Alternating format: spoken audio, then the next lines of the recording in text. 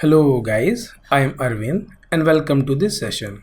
And in this session, we are going to discuss advantages and disadvantages of switch keys. So let's get started. Guys, first of all, we are going to discuss advantages of switch keys. So these are the advantages of switch keys.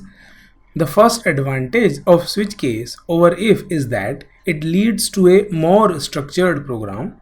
And in the second advantage, if there are multiple statements within each case of a switch, the level of indentation is manageable.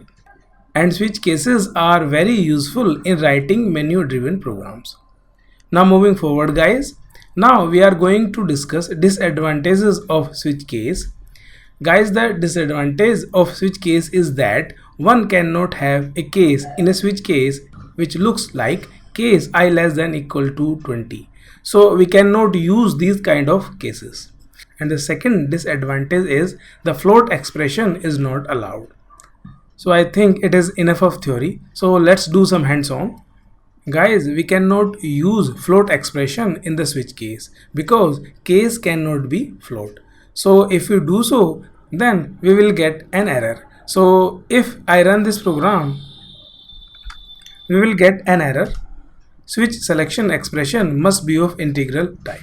So guys, I hope it is clear to you. Now moving forward guys, we cannot use relational operators in the cases. So let's take an example of it.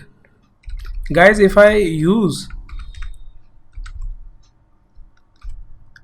like this and then if I run this program, we will get an error, and that is constant expression required. So I hope it is clear to you. Now moving forward guys, is switch a replacement for if? So my answer is yes and no both. Yes, because it offers a better way of writing programs as compared to if.